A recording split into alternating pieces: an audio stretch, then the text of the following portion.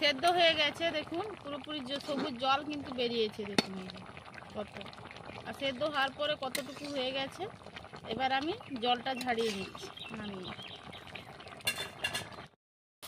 মশলাটা দেওয়া হয়ে গেছে, দিয়ে ভালোভাবে আমি নাড়াচাড়া করে নিই। 5 থেকে 6 মিনিট আমি ভালোভাবে নাড়তে থাকবো। আর আজকে রান্নাটা কিন্তু আমি পুরোপুরি নিরামিষ বানালাম। আপনারা চাইলেও মাছের মাথাও দিতে পারেন, কিংবা চিংড়ি মাছ দিতেও পারেন। নমস্কার বন্ধুরা, আজ আমি চলে আসছি আর একটা নতুন রেসিপি নিয়ে। এই যে ওল ডাঁটা চচ্চড়ি বানাবো। তো কি কি উপকরণগুলো নিয়েছি আপনাদেরকে দেখাচ্ছি। নুন নিয়েছি, একটা শুকনো লঙ্কা নিয়েছি, একটা তেজপাতা, 1 চামচ হলুদ গুঁড়ি, 1 চামচ লঙ্কার গুঁড়ি, 5 ফোড়ন 1 চামচ, ধনের গুঁড়ো 1 চামচ, চিনি 2 চামচ নিয়েছি। আর এই যে একটা গরম মশলার প্যাকেট নিয়েছি। আর একসঙ্গে আমি পেস্ট করে নিয়েছি নারকেল, পোস্ত, বাদাম, আদা। আর নিয়েছি সাদা তেল। উনানটা ধরিয়ে আমি কড়াইয়ের মধ্যে জল দিয়ে দিয়েছি। জলটা ততক্ষণে গরম হতে থাক, আমি সবজিটা কেটে নিচ্ছি।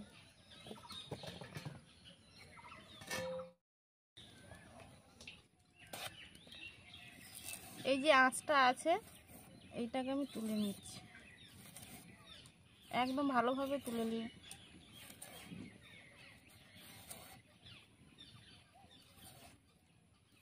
দেখুন কত সুন্দরভাবে আমি তুলে নিয়েছি। এই যে দাগগুলো কিন্তু এটাতে নেই, দেখেছি। আমি একদম পাতলা পাতলাভাবে কেটে নিই।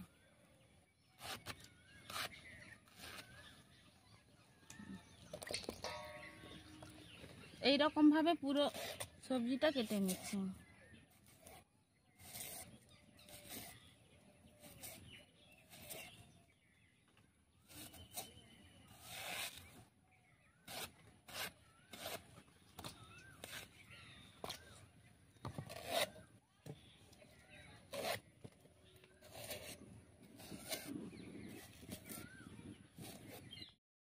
আমার সবজিটা কিন্তু পুরোপুরি কাটা হয়ে গেছে। আর জলটা কেমন গরম হয়েছে দেখুন, ফুটছে।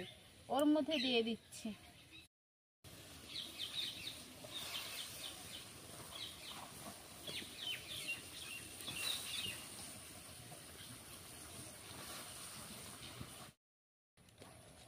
ওর মধ্যে দিয়ে দিচ্ছি আমি পরিমাণ মতো নুন।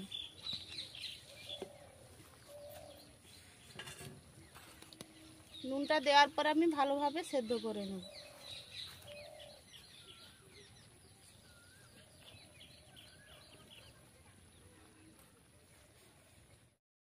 সবজিটা সেদ্ধ হতে থাক। আমি অনেক আগের একটা ভিডিওতে আপনাদেরকে বলেছিলাম যে আমি তিল বুনেছি মাঠে। তো সেই তিলের মাঠটা আপনাদেরকে আমি দেখাচ্ছি, চলুন। দেখুন কত বড় বড় গাছ হয়েছে, কত সুটি ধরেছে দেখুন। এইগুলো থেকে কিন্তু তিল বেরোয়। এই যে এগুলো কেটে দিতে হবে বৈশাখের লাস্টে, নাহলে জ্যৈষ্ঠের প্রথমে এই তিল গাছগুলো কেটে দিতে হবে। দিয়ে ওটা জাঁক দিতে হয়। জাঁক দেওয়ার 10 থেকে 15 দিন পরে তারপরে ঝাড় দিতে হয়। ঝাড় দেওয়ার পরে সেটাও আপনাদেরকে আমি ভিডিওতে দেখাবো। তো কত সুন্দর লাগছে দেখুন, পুরো পুরো মাঠটা আমাদের এখানে পুরো তিল গাছ দেখুন।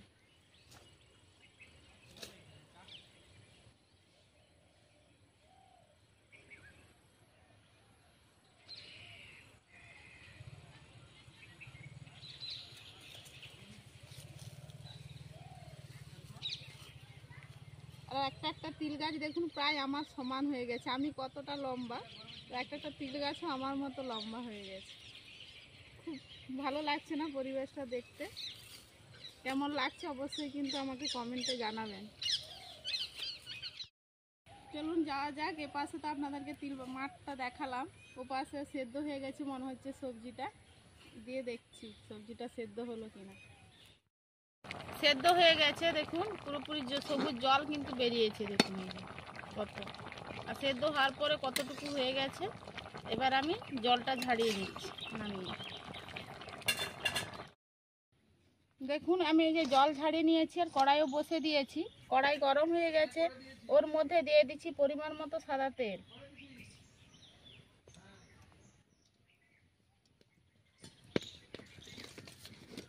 তেলটা গরম হয়ে গেছে, ওর মধ্যে দিয়ে দিচ্ছি শুকনো লঙ্কা, একটা তেজপাতা, দিয়ে দিচ্ছি 5 ফোড়ন,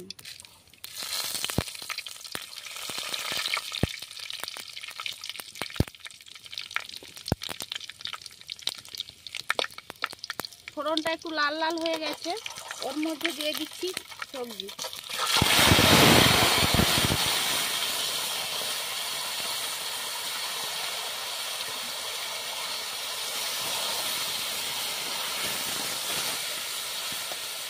দিয়ে দিচ্ছি হলুদ, লঙ্কার গুঁড়ো,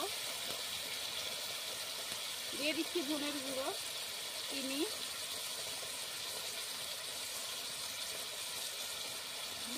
ভালোভাবে নাড়তে থাকবো।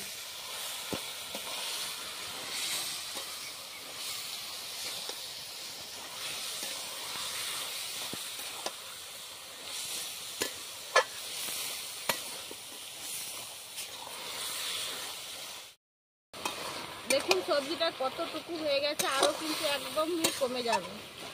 ওর মধ্যে দিয়ে দিচ্ছি যে পেস্ট করে রেখেছিলাম মশলাগুলো, দিয়ে দিচ্ছি।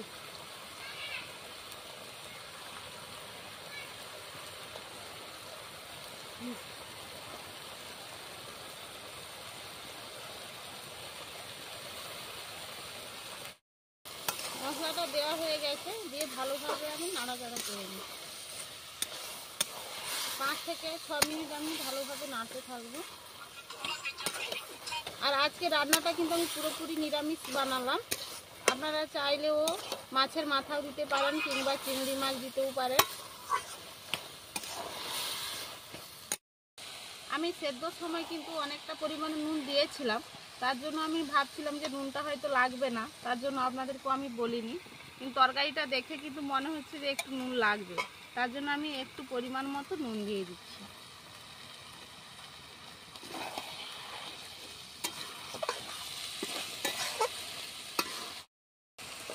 দেখুন পুরোপুরি রেডি হয়ে গেছে ওল ডাঁটা চচ্চড়ি। কালারটা কত সুন্দর এসেছে, দেখুন একদম এইটুকু হয়ে গেছে। এবার আমি নামিয়ে নিয়েছি। নামানোর পরে আমি ওর মধ্যে গরম মশলা দিয়ে দিচ্ছি।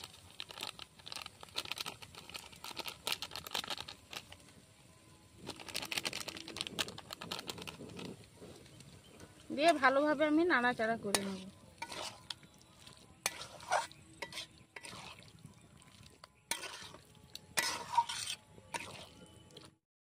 দেখুন পুরোপুরি রেডি হয়ে গেছে ওল ডাঁটা চচ্চড়ি।